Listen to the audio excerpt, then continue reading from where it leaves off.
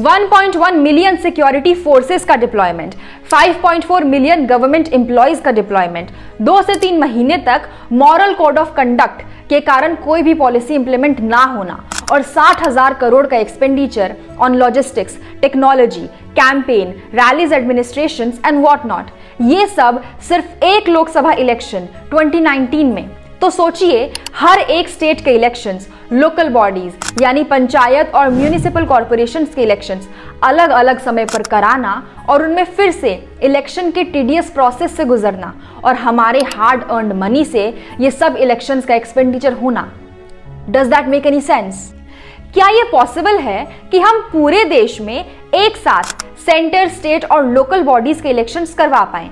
क्या चैलेंजेस हैं और अब तक ये पॉसिबल क्यों नहीं हो पाया है, ये जानने और समझने की कोशिश आज हम इस वीडियो में करेंगे।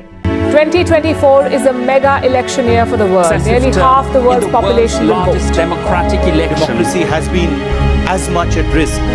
The constitution has been as much at risk as it is. देश में आजादी के बाद पहले इलेक्शंस 1951 में हुए थे, जिसमें सेंटर के इलेक्शन और ऑलमोस्ट सभी स्टेट्स के इलेक्शंस एक साथ करवाए गए थे। मतलब प्रधानमंत्री और मुख्यमंत्री एक साथ चुने गए थे। वैसे ही हर 5 साल में चुनाव कराए जाते थे और एमपीज और एमएलएज एक साथ चुने जाते थे। लेकिन धीरे धीरे इस सिस्टम में प्रॉब्लम्स आने लगी। कुछ स्टेट असेंबलीज को समय से पहले ही डिसॉल्व कर दिया गया और कहीं मेजॉरिटी ही नहीं बन पाई और कुछ समय बाद फिर से इलेक्शंस करवाने पड़े। 1970s में लोकसभा को ही डिसॉल्व कर दिया गया और फिर से इलेक्शंस करवाए गए। इस तरह से ये सिंक्रोनाइजेशन टूटता चला गया और अलग अलग टाइम पर स्टेट और सेंटर के इलेक्शंस करवाए जाने लगे। आज ये हालात है कि हर साल एटलीस्ट 3 से 4 स्टेट्स के चुनाव हो ही जाते हैं। इस साल अप्रैल से जून तक लोकसभा इलेक्शंस होंगे, अक्टूबर में होंगे महाराष्ट्र और हरियाणा में इलेक्शंस और दिसंबर में झारखंड में। राजस्थान, मध्य प्रदेश, नागालैंड, तेलंगाना, छत्तीसगढ़ आदि में पिछले साल इलेक्शंस हो चुके हैं। कहने को इलेक्शंस हर 5 साल में एक बार आते हैं और देश में हर साल कहीं ना कहीं लोग वोट डाल ही रहे होते हैं। अब आप सोच रहे होंगे कि हर साल वोट डालते रहने में आखिर दिक्कत ही क्या है? ये तो एक अच्छे लोकतंत्र की पहचान हुई ना, जहां जनता नेताओं पे हमेशा एक चेक बनाकर रखती है अपने वोट के थ्रू। तो क्यों जरूरी है आखिर one nation one election? So the answer to why one nation one election is multifolded. आपको लग रहा होगा कि सबसे इंपॉर्टेंट रीजन है फाइनेंशियल, पर नहीं, सबसे बड़ा reason one nation one election के जो फेवर में है वो है गवर्नेंस। क्योंकि हर साल कोई ना कोई इलेक्शंस या तो लोकसभा, विधानसभा या लोकल बॉडीज के चलते ही रहते हैं, तो पॉलिटिकल पार्टीज हमेशा इलेक्शन मोड में ही रहती हैं, जिसकी वजह से वो ऐसे वादे कर देती है जो अगले 5 साल में या तो पूरे नहीं कर पाते या फिर करती है तो उसका खामियाजा सिस्टम उठाता है। जो वादा किया वो निभाना पड़ेगा, मुफ्त बिजली, राशन का खर्च उठाना पड़ेगा। साथ ही इलेक्शन के समय 45 से 60 दिन तक मॉरल कोड ऑफ कंडक्ट यानी आचार संहिता लग जाने की वजह से सरकारें कोई नई पॉलिसीज इंप्लीमेंट नहीं कर पाती, जिसके कारण लोकसभा चुनाव के समय सेंटर में और विधानसभा के समय स्टेट्स में डेवलपमेंट का काम रुक जाता है। देश के एक लोकसभा इलेक्शन में कम से कम 1 मिलियन पोलिंग वोट्स होते हैं, जहां अराउंड 5 से 6 मिलियन गवर्नमेंट एम्प्लॉयज और लगभग 1.1 मिलियन सिक्योरिटी फोर्सेस को डिप्लॉय किया जाता है। और ये चीज साल में एक बार नहीं होती, हर साल कम से कम 4 से 5 स्टेट्स में इलेक्शंस होते हैं, जिसकी वजह से सारे गवर्नमेंट एम्प्लॉयज इलेक्शंस में बिजी हो जाते हैं। तो अगर इतने सारे गवर्नमेंट एम्प्लॉयज और सिक्योरिटी फोर्सेस इलेक्शंस में बिजी हो जाएंगे तो उनका काम कौन संभालेगा? कंट्री के मेजर थ्रेट्स को कौन देखेगा? इसके अलावा इलेक्शन कमीशन के लिए और भी मेजर डिफिकल्ट टास्क होते हैं, जैसे लॉजिस्टिक मैनेजमेंट का काम देखना, ईवीएम मशीन पहुंचाना, पोलिंग बूथ्स एस्टैब्लिश करना, पर्सनल्स का ट्रांसपोर्टेशन बार बार करना आदि। अगर इलेक्शन के एक्सपेंडिचर की बात करें तो 2019 के लोकसभा इलेक्शन में एस्टिमेटेड खर्चा आया 60,000 करोड़। उसमें से 10,000 करोड़ इलेक्शन कमीशन यानी कि गवर्नमेंट का था और बाकी का 50,000 करोड़ था कंटेस्टेंट्स का।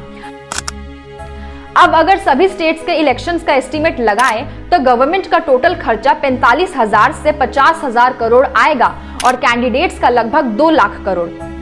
यही अगर कंट्री में एक ही इलेक्शन हो तो ये सारा एक्सपेंस 1/4 हो सकता है, यानी कि कितने पैसे बचाए जा सकते हैं। इलेक्शन एक बहुत महंगा प्रोसेस है जिसमें काफी फंड्स लगते हैं। अब आप ये सोच रहे होंगे कि गवर्नमेंट के पास इतना फंड आता कहां से है, तो हम आपको बता दें कि ये सारे फंड्स देश की बड़ी बड़ी कंपनीज और कॉरपोरेट्स डोनेट करते हैं। अब दूसरा सवाल ये कि कंपनीज ऐसा क्यों करती हैं? वो इतना डोनेशन इसलिए देती हैं ताकि जो पार्टी रूल करे वो या तो कंपनी के फेवर में डिसीजंस ले या फिर उसके अगेंस्ट कोई भी एक्शन ना ले। और यही वो गंगोत्री है जहां से करप्शन की कहानी शुरू होती है, और जितने इलेक्शंस उतने फंड्स एंड उतनी ही बेईमानी। साथ ही साथ वन नेशन वन इलेक्शन से कई सोशल बेनिफिट्स भी हैं। जब देश में इलेक्शन बार बार होते हैं तो देश में भाषा, जाति और रिलीजन के बेसिस पर डिविजन्स होने लगते हैं, क्योंकि पॉलिटिकल पार्टीज बार बार इन मुद्दों को लोगों के सामने लाती है और इन्हीं के बेसिस पर इलेक्शंस लड़ती है। यही अगर 5 साल में बस एक बार इलेक्शन होंगे तो इस देश में एकता, अखंडता बनी रहेगी, क्योंकि बार बार ये मुद्दे लोगों के बीच नहीं आएंगे। साथ ही चुनाव के दौरान देश का जो माहौल खराब होता है वो भी नहीं होगा। इसके साथ ही अगर देश में 5 साल में एक ही दिन वोटिंग होगी तो ज्यादा से ज्यादा मात्रा में वोटर्स भर आएंगे, वोटिंग टर्नआउट बढ़ेगा और डेमोक्रेसी और मजबूत होगी। अब सबसे बड़ा क्वेश्चन कि हम ये वन नेशन वन इलेक्शन क्यों डिस्कस कर रहे हैं, जबकि 2024 का लोकसभा इलेक्शन भी उसी तरह होना है और स्टेट इलेक्शन भी। तो हम बेगानी शादी में अब्दुल्ला दीवाना क्यों हो रहे हैं? तो हम आपको बता दें कि गवर्नमेंट ऑफ इंडिया ने सितंबर 2023 में one nation one election committee बनाई थी, जो कि फॉर्मर प्रेसिडेंट रामनाथ कोविंद के अंडर बनाई गई थी। इसमें सभी स्टेक होल्डर्स के सुझाव और मत के बेसिस पर एक रिपोर्ट सबमिट की गई और 2024 के लोकसभा इलेक्शंस में one nation one election BJP का इलेक्शन मैनिफेस्टो का हिस्सा भी बना। तो क्या ऐसा हो सकता है कि 2029 में सभी स्टेट्स और सेंटर के इलेक्शंस एक साथ हों? इंडिया जैसे देश में जहां कोई भी नया कानून लाना और इंप्लीमेंट करना इतना आसान नहीं होता, ठीक वैसे ही बीजेपी अगर गवर्नमेंट बनाती है तो उसे one nation one election bill पारित करते समय कई चैलेंजेस फेस करने पड़ेंगे। कई लोगों का मानना है कि one nation one election unconstitutional है, क्योंकि इसके लिए कॉन्स्टिट्यूशन के मल्टीपल आर्टिकल्स में बदलाव करने होंगे और इस बिल से इंडिया के फेडरल स्ट्रक्चर को भी थ्रेट है। तो अब ये जानना जरूरी है कि वन नेशन वन इलेक्शन से कौन कौन से आर्टिकल्स में चेंजेस करने होंगे। आर्टिकल 85 एंड 174, जिसमें सीएम और पीएम लोकसभा और विधानसभा भंग कर सकते हैं। तो इस आर्टिकल में लोकसभा और विधानसभा भंग करने के प्रोसीजर में चेंजेस लाने होंगे, जिससे ये हाउसेस डिसॉल्व करना इतना आसान ना रहे। आर्टिकल 83 एंड 172, जिसमें लोकसभा और विधानसभा के टर्म का पीरियड 5 साल किया गया है, और अगर किसी वजह से ये लोकसभा या विधानसभा डिसॉल्व हो जाती है तो फिर से 5 साल के लिए री इलेक्शन होगा, जिससे फिर से स्टेट्स और सेंटर के बीच में टर्म डिस्पैरिटी हो सकती है। सो टर्म की डिस्पैरिटी जो हाउसेस डिसॉल्व होने पर हो सकती है, उसमें अमेंडमेंट लाना होगा। हालांकि इसमें एक अच्छा सॉल्यूशन ये है कि री इलेक्शंस सिर्फ रिमेनिंग टर्म के लिए हो और ना कि 5 साल के लिए, जैसे म्युनिसिपल और पंचायत में होता है। आर्टिकल 75 एंड 164 में नो कॉन्फिडेंस मोशन, जिसके तहत हाउसेस किसी भी पीएम या सीएम के against no confidence motion pass करके हाउसेस को डिसॉल्व कर सकते हैं। इसमें अमेंडमेंट लाना होगा कि जिसका अच्छा ऑप्शन है, जो जर्मनी के लोअर हाउस में है, इसे कंस्ट्रक्टिव नो कॉन्फिडेंस मोशन कहते हैं, जिसमें मेंबर्स को अगर किसी पीएम या सीएम के against no confidence motion pass करना है तो उसमें उनकी जगह किसे लाना चाहते हैं वो भी बताना पड़ेगा, जिससे हाउसेस डिसॉल्व ना हो और पार्लियामेंट का काम चलता रहे। तो ये कुछ चेंजेस हैं जो नेशनल इंटरेस्ट के लिए कॉन्स्टिट्यूशन में करने पड़ सकते हैं, और देखा जाए तो इसमें किसी को भी कोई दिक्कत नहीं होनी चाहिए। दूसरी चीज ये कि कुछ पार्टीज इसे अनकॉन्स्टिट्यूशनल मान रही हैं, क्योंकि उन्हें लगता है कि इससे फेडरलिज्म, यानी कि जहां स्टेट्स और सेंटर के पास इक्वल पावर होती है, वहां स्टेट्स की पावर कम हो जाएंगी। उनका मानना है कि अगर एक साथ इलेक्शंस होंगे तो लोगों को सेंटर और स्टेट्स के मुद्दों और लीडर्स में फर्क नहीं समझ आएगा और हमेशा सेंटर की बड़ी पार्टीज को इसका बेनिफिट होगा। पर आज की जनता वो नहीं है जो 20-30 साल पहले थी। आज का दौर टेक्नोलॉजी का है, जहां लोगों को सेंटर और स्टेट इलेक्शन के बारे में एजुकेट करना काफी आसान है और कई एग्जाम्पल्स भी हैं जहां लोकसभा और कुछ स्टेट्स के चुनाव लगभग एक साथ ही हुए और कुछ ही समय के डिफरेंस में उन्हीं स्टेट को लोगों ने दोनों इलेक्शंस में अलग अलग पार्टीज को वोट किया। जैसे कि 2014 के लोकसभा इलेक्शंस में बीजेपी भारी भरकम मेजॉरिटी से सरकार बनाई थी और दिल्ली में 7 की 7 लोकसभा सीट्स जीत ली थी।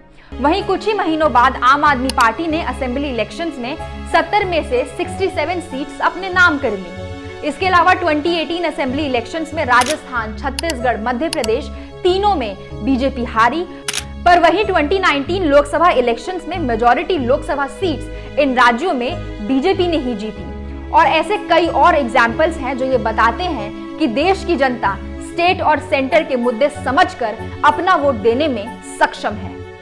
और जहां तक रहा अकाउंटेबिलिटी का सवाल, तो उसके और भी तरीके हैं, जैसे performance audit of government in regular intervals bye independent authority, जिससे गवर्नमेंट हमेशा अलर्ट रहेगी। ऐसा जरूरी नहीं है कि हमेशा इलेक्शंस करवाने पर ही परफॉर्मेंस कंसिस्टेंट रहेगी। Overall one nation one election governance, finance, anti corruption, social fabric हर दृष्टिकोण से बेनिफिशियल है, पर इसके चैलेंजेस को सही तरीकों से मिटिगेट करना भी जरूरी है। हम आशा करते हैं कि अगर बीजेपी मेजॉरिटी गवर्नमेंट फॉर्म करती है तो वो सभी अफेक्टेड स्टेक होल्डर्स के पॉइंट ऑफ व्यू और इंटरेस्ट को समझते हुए एक कॉम्प्रिहेंसिव बिल बनाएगी और इससे रिलेटेड कोई मिस इन्फॉर्मेशन ना फैले, इसके लिए स्टेप्स लेगी। अब न जाना होगा वोट देने बार बार, 5 साल में एक ही बार लोकतंत्र का त्योहार, अगर आती है एक मजबूत भरोसेमंद सरकार। आपको क्या लगता है, क्या वन नेशन वन इलेक्शन देश हित में है या नहीं? Do let us know in the comment box.